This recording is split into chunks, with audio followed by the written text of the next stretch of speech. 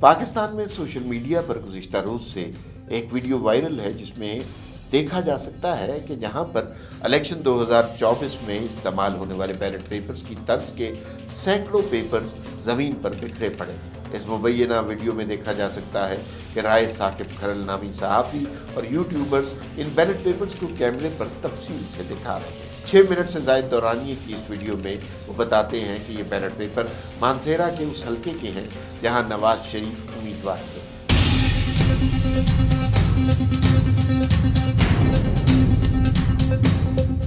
44 second की एक दूसरी वीडियो में एक दूसरे सहाफ़ी इमरान अरशद भी देखे जा सकते हैं। वो भी कुछ ऐसा समझाने की कोशिश कर रहे हैं कि एक प्राइवेट प्रिंटिंग प्रेस में इलेक्शन के बैलेट पेपर्स की छपाई क्यों हो रही है। इस वीडियो को तहरीक इंसाफ के सोशल मीडिया अकाउंट बल्कि इमरान खान के एक्स अकाउंट से भी शेयर करते हुए लिखा गया कि इलेक्शन को 10 रोज गुजर चुके हैं और धांधली अभी भी जारी है। पीटीआई के सोशल मीडिया अकाउंट्स पर इस वीडियो को तहकीकाती सहाफत की तारीखी कामयाबी के तौर पर पेश किया जा रहा है। ताहम दूसरी तरफ मुस्लिम लीग नून की जानिब से इसको एक प्लांटेड स्टोरी कहा जा रहा है और सोशल मीडिया पर साकिब खरल को गिरफ्तार करने के मुतालबे पर मबनी ट्रेंड भी नून लीगियों के हामियों की तरफ से चलाया जा रहा है, जो इन पर इंतखाबी अमल को मुतनाज़ा बनाने का इल्ज़ाम आयद कर रही है। नून लीग की सोशल मीडिया टीम दावा कर रही है कि ये बैलेट पेपर्स जाली हैं क्योंकि इन बैलेट पेपर पर ना तो दस्तखत, अंगूठा लगाने और शनाख्ती कार्ड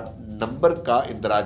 दर्ज करने का खाना है, जबकि वोट डालने के लिए सिर्फ बैलेट पेपर ही इस्तेमाल होता है और काउंटर फाइल जहां वोटर अंगूठा लगाता है उसे पोलिंग अमला फाड़ कर रिकॉर्ड में रख लेता है और ये रिकॉर्ड पर नहीं आता। दूसरा जवाब ये पेश किया जा रहा है कि मानसेरा से 15 उम्मीदवारों ने हिस्सा लिया, जबकि बैलेट पेपर पर 30 उम्मीदवार हैं, यानी नवाज शरीफ और दीगर उम्मीदवारों के नाम दो बार, जबकि हकीकत में बैलेट पेपर को छपाई के बाद 2 हिस्सों में कर लिया जाएगा।